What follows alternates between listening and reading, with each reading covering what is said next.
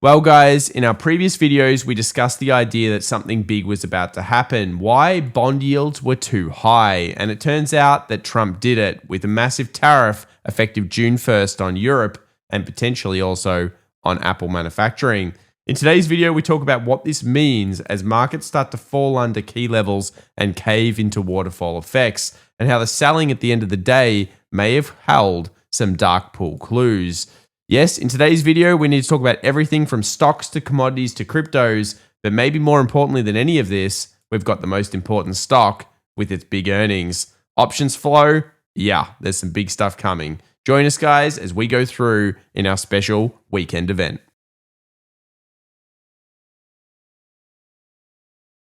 Well, welcome back, everybody, to the special weekend edition of The Daily Show. My name's Tom, and in today's video, we have a lot to discuss. The latest macro, the data, and of course, the options flow as we head into Nvidia earnings week.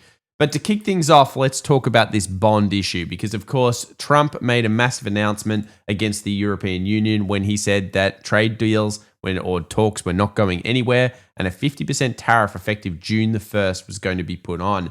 This, of course, sent markets down, but not down as much as you would expect. They were down around 2% in terms of pre-market, and then they recovered, selling off near the close. And as we now approach the 1st of June, it's going to become more and more apparent that this could hold markets down. More importantly than this, if the market actually believes that these will be held, obviously it's going to cause some bedlam. But at this stage, based on what we know so far, of course, we always are going to err on the side of this particular tariff being taken off. Why? Well, that's what we've seen so far in history. Another big announcement was, of course, against Apple here, where Trump says that he wants to onboard manufacturing, and basically he's going to put a 25% tariff on Apple. Well, is this going to work? It really comes back to tooling. Tooling is incredibly difficult to start, and of course, we'll see how this one plays out. Anyway, so where do we find ourselves? We find ourselves at the bond levels. And really, I think the story may be more about this than anything else. As soon as you go past this 5%, it seems to be a market freak out level.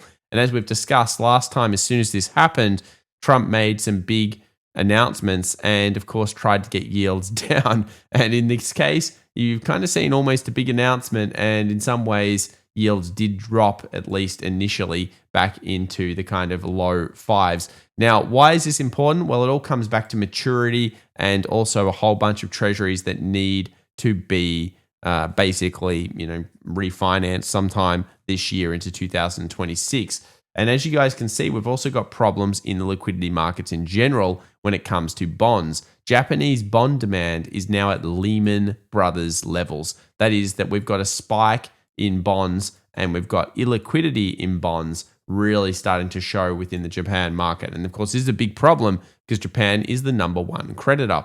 US Treasury debt distribution, you can see here we've got huge amounts of debt coming in at 2025 at the end of this year, third quarter, fourth quarter, and 2026 marks with combined 2024, 38% of all treasuries in terms of needing to be refinanced out. And usually you can see here you've got more of a smoothing effect in the future, but not right here.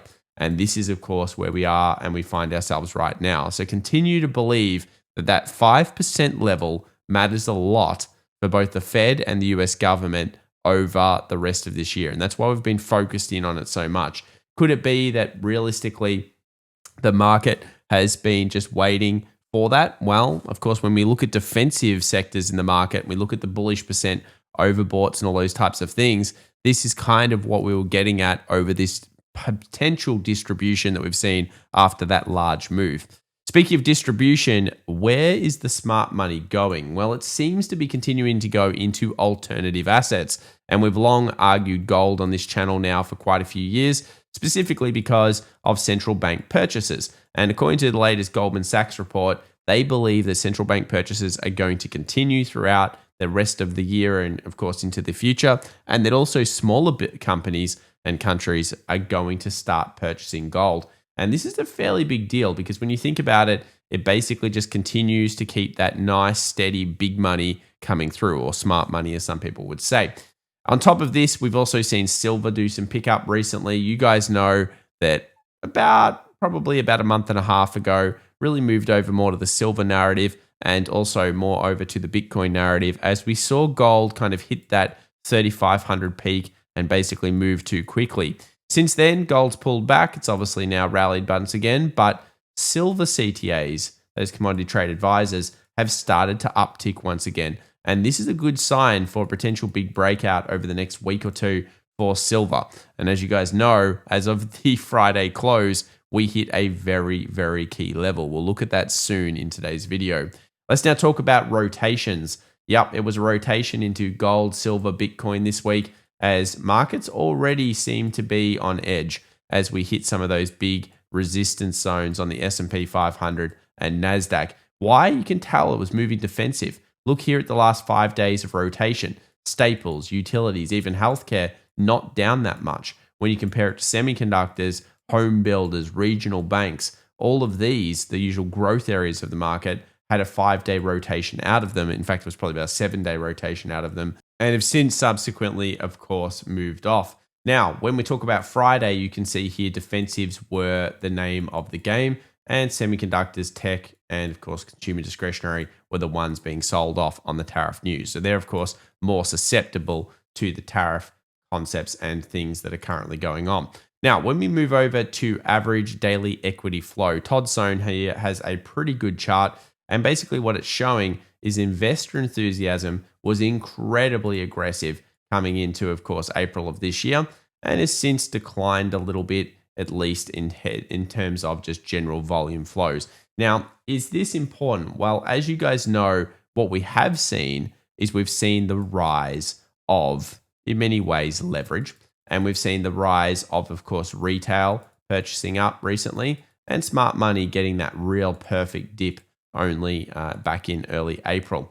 And we also know that big trades came through over the last week, in particular at the top for the Qs or for the NASDAQ. And you can see here clusters were all over the place. Well, since that cluster report has come through, you can see here the markets have steadily dropped with each rally being sold. And until you really regain back above that cluster and say, okay, you know what, we're ready to move to what we call on this channel the next level of equilibrium, we may not be able to do that. So effectively what's happening at the moment is Wall Street have probably placed, at least at this stage, what looks to be a bit of a sell coming into all of these announcements. And of course, more of an uncertainty that we now have spiking the VIX, which is the volatility market that we'll look later on in today's video at. Let's now discuss where we are in terms of dark pools. Did we see any big ones? Well, we did get a large dark pool coming in for the ultra short S&P 500. Now, previously, we saw some pretty big trades on this coming into, of course, the April period, and that was back in March. And of course, we basically had some TPs that happened around these periods of time. Now, will we see another spike as in a sell-off in the stock market? Well, of course, somebody here is most likely betting on that with a large position that is now slightly upticking across the board. And we've also seen some more selling, most likely by some people that were potentially well informed or just using technicals in the market. And they decided to cluster sell, most likely VOO, which is another big S&P 500 fund. So we've already reported on that.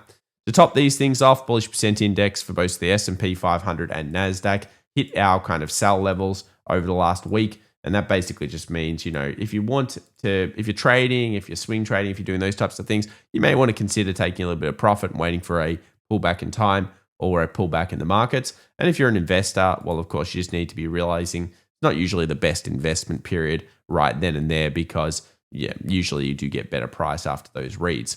Now, as we know, the great news for the markets, not so much the tariff stuff, but the great news for the markets were all of the breadth thrusts that we got over the last kind of month and a half. Particularly, it all started with this wave breadth thrust, which has since met us up, 8.7% plus on the market 17 days later.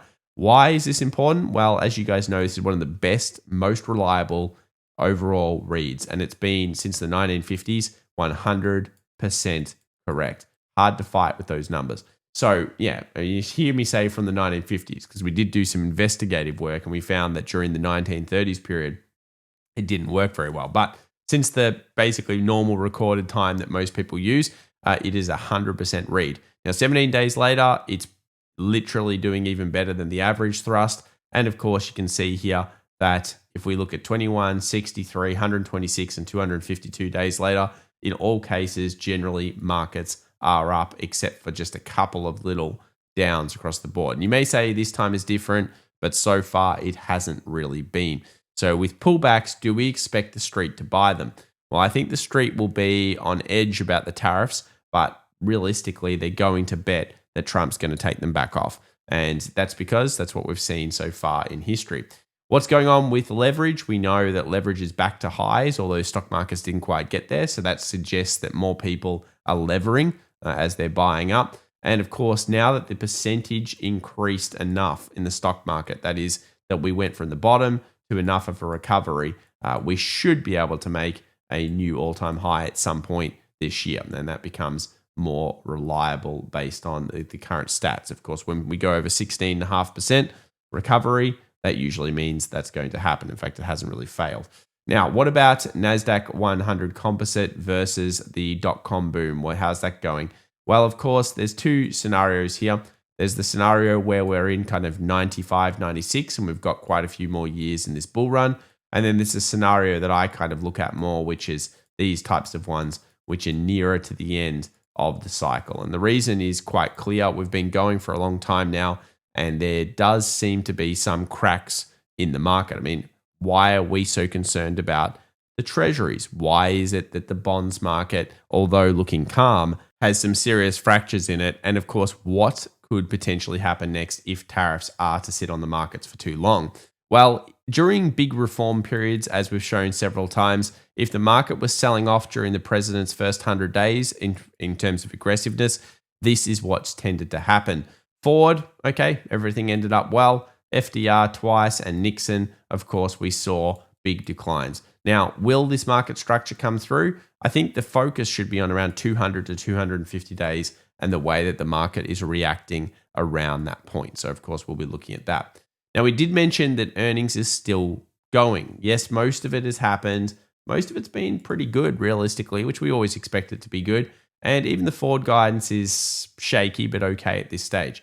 But the big one is coming. Nvidia this week, Wednesday, after the close. And it's expected, according to the options market, for this to be an 8 to 9% move, which may not sound like much in today's market, but remember that is hundreds of billions of dollars with the market capitalization like this. And Nvidia is well known to be one of those big movers on the options market days. So let's see how that one plays out. That's going to be one of the big catalysts this week, and that is Wednesday after the close. So we will have a special report on that, and make sure to subscribe to the channel for that report. What's going on here with flows and central banks? Not too much, just kind of slight upticks through the week.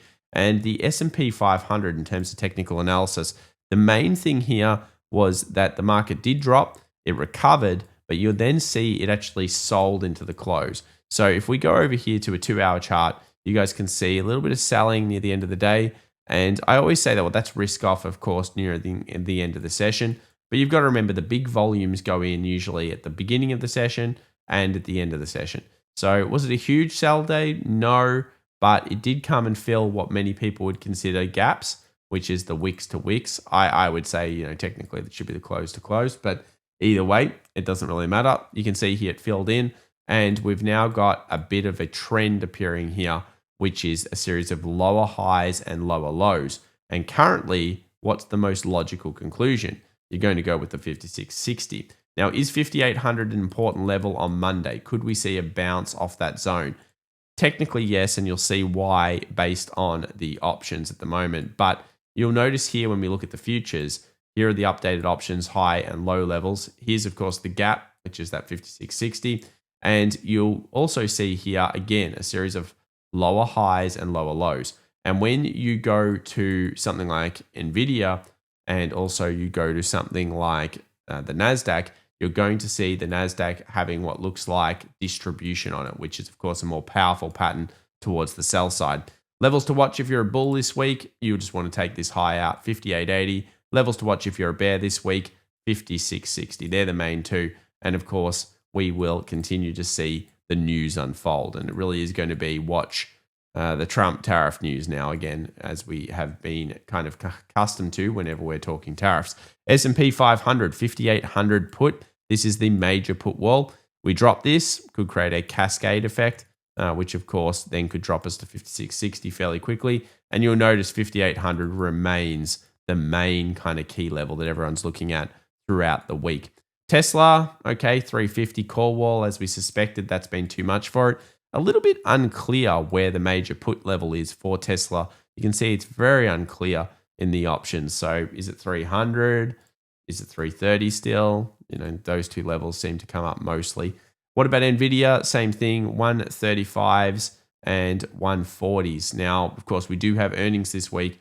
So it seems like there's a bunch of 110 puts, and then there seems to be this 130, 135, 140 area in the calls. And there's a lone little bit at 120. So really, it's all up in the air. We'll get closer to the event and hopefully update on the Nvidia put and call situation.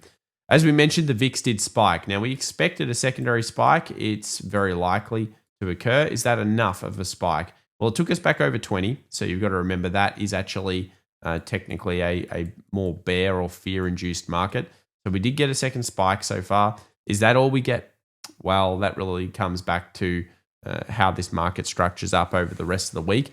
But yeah, the secondary spike is underway. It's hit that 25 resistance area and then it's sold off that a little bit. So, of course, a key zone. When we look at the options market, fear is coming back into the option spreads, which of course does mean that usually there is some concern in the markets, and that's rightfully so. Of course, we know the tariffs are going to do that. And in terms of the bonds market, with risk adjustment taken out as well, you can see they dropped a little bit through the session. What about the US dollar? It continues to flail. US dollar continues to put pressure on the downside. And you can see here that we have quite a lot of pressure now on the 99 level. If we drop the 99 level this week, close on the daily, we're probably going to make a new low, and that's going to push us under 97. And as we've said all year, we do believe this year is a bad year for the dollar and that it will continue to be down throughout the year. However, of course, there are ebbs and flows to the market. So could it continue to fail through here? Certainly it may do so. Now, when we look at yields, US 10-year yield, you can see dropped, but it was more of a temporary drop off this tariff, and then it came back up. And the same type of thing happened on the US 30Y. So let's have a look at the US 30Y together. And you can see here the US 30Y, it also dropped underneath 5 for a second and then came back up. So clearly, I think there's something going on where there's a lot of concern about this, and it's kind of been that catalyst level that we've been using to really figure out whether we're at that kind of key resistance or not, or key turning inflection point, which is where we were last time. Now, gold became the focus of the last week. If we have a look at here at the weekly candle, you can see big weekly close, highest weekly close ever. That's a big deal. That really shows flow coming through. Closed above 33.45 as well, which I think is another strong session for gold. So could gold be making an all-time high soon? It kind of looks like it based on this, especially if the US dollar fails to hold 99. So some key levels to look at this week. And silver also starting to make some moves, but it needs to get through these 33s. Now, we did see a CTA chart before. So what that does is it really shows us that market momentum is kind of on the side of silver. And if it can break through 33.50, it's only really got to contend with that 34.50 after that. And it gets through there, well, it could be allowed to be free. And it's been a long time since silver has been allowed to get past these levels. Look at this. Look how long it's been. 2012-11 period. And of course, where could it go? It could go 40 plus, 45. Gold and silver tend to move more in unison. And of course, this year or last couple of years, silver's been a little bit of an underperformance. But if it breaks these key levels, yeah, we could be on for some big flows. Tesla, there are two cases to make here. We'll do the bull case first. The bull case is, of course, that we've currently got these legs that seem to be around the same distance. The leg would currently look at about 400. And you can see that we've had this relatively fast accumulation, very similar to Bitcoin. And if we do break above the 350 call wall, then that's going to call in a positive gamma squeeze. And then a positive gamma squeeze should push towards that 400 level, which is the next technical zone. So that's the bull case. The bear case is obviously we're at resistance and we're starting to see a little bit of selling. And the real candle to watch was that high of 350 here that was formed on Tuesday. Because if the market is going to sell here, then it's really going to go and try to move down to levels such as 286 and these kind of previous support zones or previous demand areas. So the sell side, there's a bit there. The buy side certainly is a possibility if we see the right flow movement. Nvidia, something similar. This candle here has me thinking not so good. And this is, of course, the 21st of May. But ultimately, it's going to come down to earnings and news. And if it does bounce above this, then where could we go? Well, it's probably going to open up a lot of upside and potentially push us into 147. So a 137 break could be a $10 move. And at the moment, you'd have to be more on the negative side in terms of the smaller time frames and going towards hopefully the most traded zone for a lot of people. Now, does this mean it's over for Nvidia? No. Of course, it's just all about those flow zones and picking your points. Semiconductors versus SPY, we knew that was in consolidation chop, and it currently has been. So obviously that's exactly where we find ourselves. And when we take a look here at Apple, the initial announcement caused the stock to only go down 3%. It really would have usually gone down a lot more than that. But I think, of course, people believe that it will work out. And you can see here we're in a range for Apple. So if we go below 190, that could open up this 172. And if we go above this level, then we're probably going to open up next side. In our next video, we will probably show Apple's options levels because I think that this one here is going to become relatively important over the next week. Chinese markets now, series of higher highs and higher lows still, no lower low. Technically, it's an uptrend, but it is dull and is slow because it is supply. And that's the same as the rest of the market. The Russell 2000 really getting heavily impacted negatively. And then, of course, we saw yields drop off a little bit and it popped back up. If you managed the 1977 as a day trade, well done to you. It was pretty cool in terms of a level.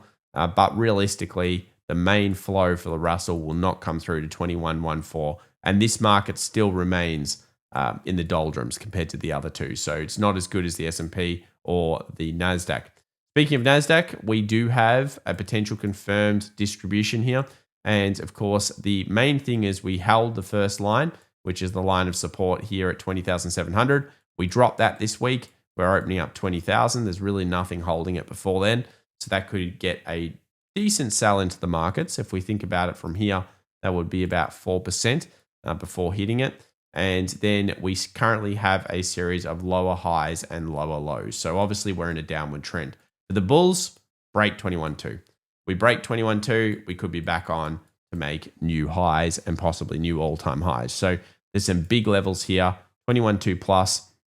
And of course, a break of 20,700 exposes 20K. So I think actually in some ways, for the first time in a while, the NASDAQ might be a better chart than the S&P to look at with the break structure here and everything that's going on. And of course, what we've been talking about in terms of flows there. So yeah, some very interesting charts, some key levels to be watched, and obviously some big movements. Speaking of big movements, crypto markets obviously getting a lot of rally throughout last week. It's been a series of big rally, consolidation, big rally, consolidation, big rally, bit of a sell as we make that all-time high. And look, it is significant. Flows are obviously coming in. I unfortunately don't have the flow chart here that I said I would for the weekend, so I'll grab that hopefully sometime. But the flow chart, generally speaking, is showing this very smooth, pretty massive money coming into Bitcoin. And that's, of course, a positive for all of the hodlers out there. And you can see kind of the old assets also firing up, things like silver and gold. So because of that, Bitcoin is obviously included in those from the cryptoverse. And you notice here that the demand zone is still open. So, of course, even if we drop this, what's probably the worst case right now, maybe 95K, the upside, a lot of you guys were saying 150, 200, $250,000. So obviously the bullishness is back in Bitcoin in terms of people's expectations. Most people are starting to get pretty wild with their numbers. So let's take a look at the week ahead. Obviously, it is a long weekend in the US. So of course, enjoy that if you can, if everyone that's watching in the US. And also it looks like in the UK. On top of this, we then have a shorter week, which starts off with a bunch of cash rates from other central banks. And then we have the FOMC meeting minutes on Wednesday, which may move markets 2 p.m. New York time. Prelim GDP doesn't tend to usually move markets because algorithms know it, but it may look scary or not what you expected. And then core PCE on Friday. So what this week is going to be dominated by is realistically, we're going to be dominated by the tariff discussion again coming into the 1st of June.